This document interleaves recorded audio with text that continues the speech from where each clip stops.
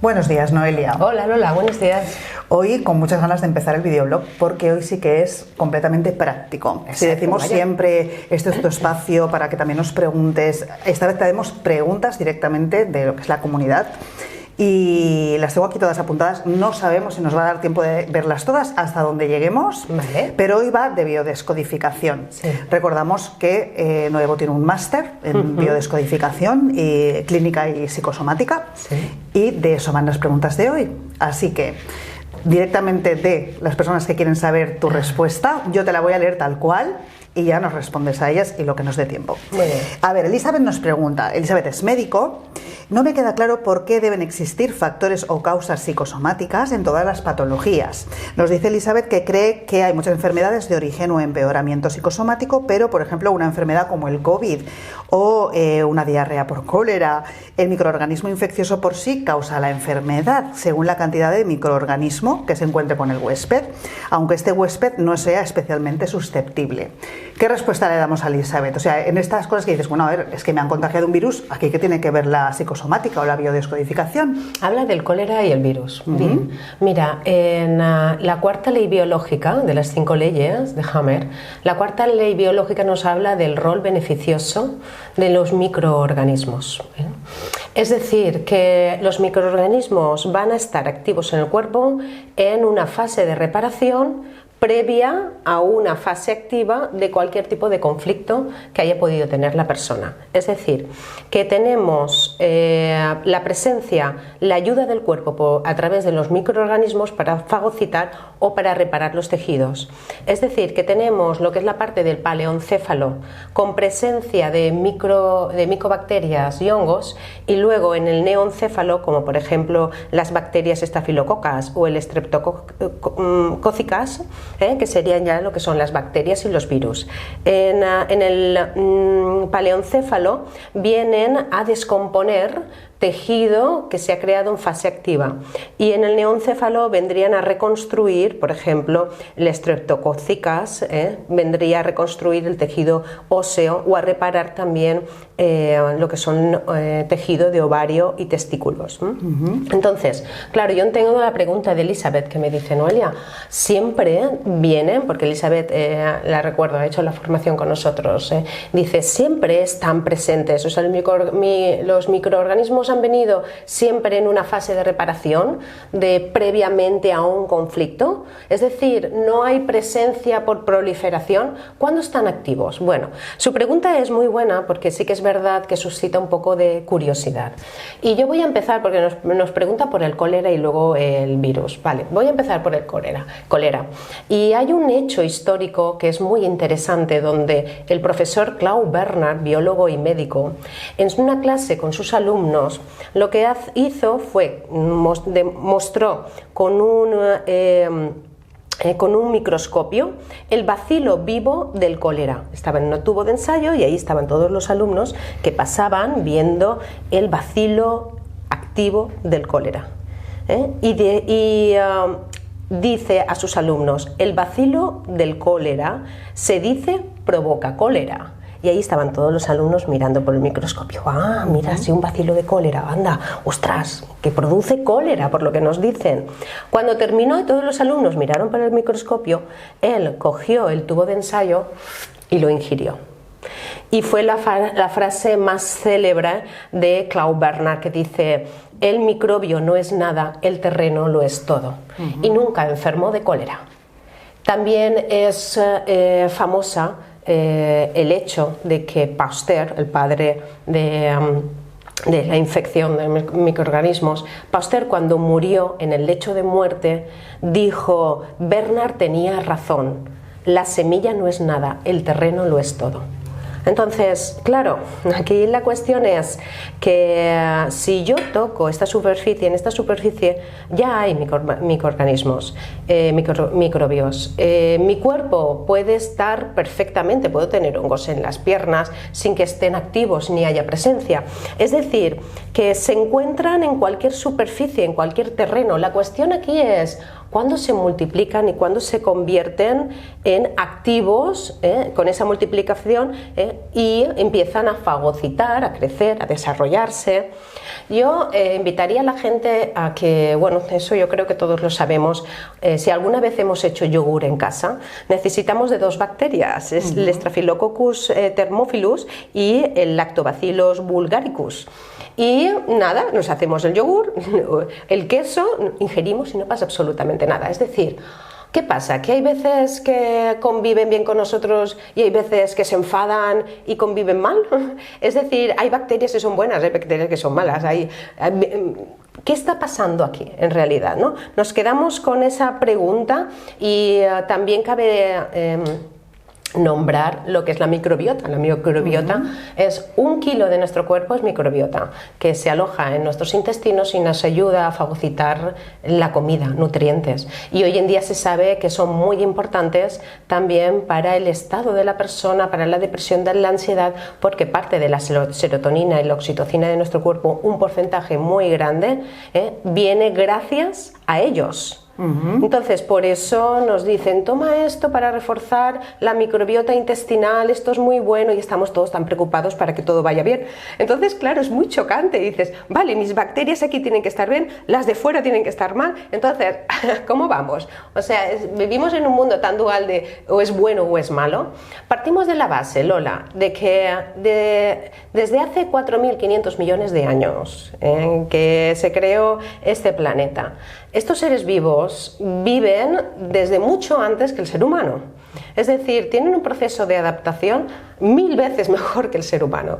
Esto de tenemos que luchar y tenemos que matar, volverán a salir. Con el virus, ay, ahora una nueva cepa, una nueva cepa, eso no se puede parar. Ha sido así toda la vida y seguirá siendo para siempre. La cuestión no es qué es un virus, qué es un hongo, qué es una... No, aquí la cuestión, la pregunta es, ¿por qué se activan? ¿Cuándo empiezan a proliferar y por qué? O sea, hay veces que están bien, un virus, por ejemplo, puede estar suspendido en el aire, puede estar inerte, frágil, puede estar en cualquier parte, en una superficie, por ejemplo, pero se vuelve inerte y frágil en contacto con el calor y el alcohol, es decir, son muy fáciles de destruir, porque ese miedo arrebatador de, uy, virus, cuidado, no te infectes, lávate las manos, vale, pero es que existen, están, no podemos evitar que convivan con nosotros. Aquí, insisto, la pregunta es, ¿qué es lo que hace que se vuelvan activos? Si Claude Bernal y al final Pasteur empezaba a decir, efectivamente, es el terreno, es decir, en un laboratorio, claro, en un laboratorio hay una corriente científica que dice, es que en un laboratorio es muy fácil reproducirlo, tienes el control de todo, por eso en un laboratorio se experimenta, yo pongo aquí una placa de Petri, le pongo microorganismos, les pongo el ambiente perfecto y van a proliferar, voy a generar el hongo como para hacer yogur, para hacer mi queso o para ver que efectivamente crecen, se alimentan del tejido, fagocitan y cómo los tengo que matar. O sea, aquí la cuestión es que van buscando todos cómo tengo que eliminarlos y cómo tengo que matarlos. Y en realidad yo creo que, como decía Pasteur, no es la semilla, es el terreno. Y el terreno fértil es nuestro cuerpo. Cuando nuestro cuerpo es fértil, para que los hongos aniden, para que el virus se aloje en mis pulmones, para que yo enferme, para que tenga la cándida en genitales, en boca, en mucosa, en otro tipo de tejidos. Y esto es lo que Hamer en un principio también, con una de sus leyes, dice, no miremos tanto lo que en sí, lo que es el microorganismo, sino el terreno donde realmente tienen el ecosistema que necesitan para crecer, anidar y multiplicarse. De hecho, en esta cuarta ley también nos dice que hay un momento que cuando hay presencia en el cuerpo hay fiebre, y la fiebre es el mecanismo que tiene el cuerpo para terminar con ellos. Es decir, nuestro cuerpo en un principio sí tienen un terreno fértil, empiezan a crecer, pero cuando empieza a haber o febrícula o ya fiebre más alta, que ya sería con presencia del virus o bacterias, que ya la fiebre es mucho más alta que con hongos o con micobacterias, en realidad lo que está haciendo nuestro cuerpo es ya terminar con ellos. O sea, ya hemos llegado a un punto en el que ya habéis hecho vuestro trabajo, habéis fagocitado, habéis rellenado según estemos en programas de paleoencéfalo o neoencéfalo. Para que la gente lo sepa, paleoencéfalo estoy hablando de tronco y cerebelo, y neoencéfalo de límbico y neocórtex, evolutivamente por desarrollo y por teoría de MacLean. Entonces, aquí la cuestión es: ¿qué es lo que hace, insisto, qué es lo que hace que haya un terreno fértil para ellos? En el tema del COVID, sí es verdad que fue un virus pues que causó pánico entre la población, y esa época también para todos pues fue... Bueno, yo creo que no supimos muy bien cómo gestionar la situación en general. Fue muy inesperado para el común de los mortales, ¿no? Tenemos que tener claro que el virus en realidad es lo que tiene es como una cápside donde tiene un código genético y necesita de una célula huésped, que sea una célula concreta, o sea, no son todas, tiene que ser una célula adecuada, esa sería la palabra, adecuada, para yo insertarme, dejarle mi carga genética y a partir de ahí empezar a proliferar, ¿de acuerdo? Hay virus en cualquier tipo de mucosa, en mucosa bronquial, tenemos también en cuello de útero, tenemos en conductos biliares, hay diferentes partes del cuerpo donde se pueden alojar el virus. Detrás del virus del COVID-19 venía previo, desde la biodescodificación viene previo a conflictos que tienen que ver con miedo a la muerte, tienen que ver con miedo a sentirme a la invasión, es decir, una persona que tiene mucho miedo al contagio, ay Dios mío, ay me lavo las manos, ay, uy, todo eso era el terreno fértil para que ellos se puedan anidar, es decir, mucho antes del COVID, en las 5 leyes ya nos decía, detrás de un virus pulmonar que afecta a células caliciformes, a bronquios, tiene que haber un peligro de miedo a la infección, a la invasión, y tiene que haber un miedo pues de ahogarme y... Claro, te dirán, fueron millones y millones de personas las que se contagiaron y entonces todas esas personas estaban, o sea, eran terreno fértil por ese motivo, la biodescodificación. Vale. ¿Tantas personas, tantos millones de personas? ¿De todas las edades, de todas las condiciones, de todas...?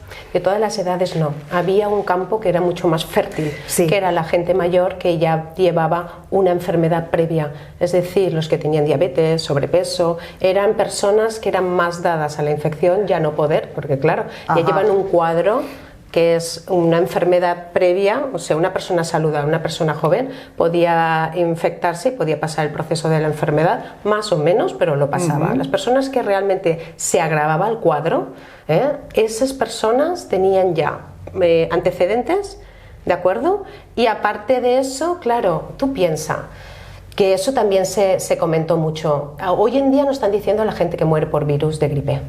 Y también es un porcentaje muy elevado. Muy alto, lo sabemos. Tampoco nos hablan de la gente que muere por parada cardiovascular, que es una de las primeras enfermedades que existen a nivel mundial.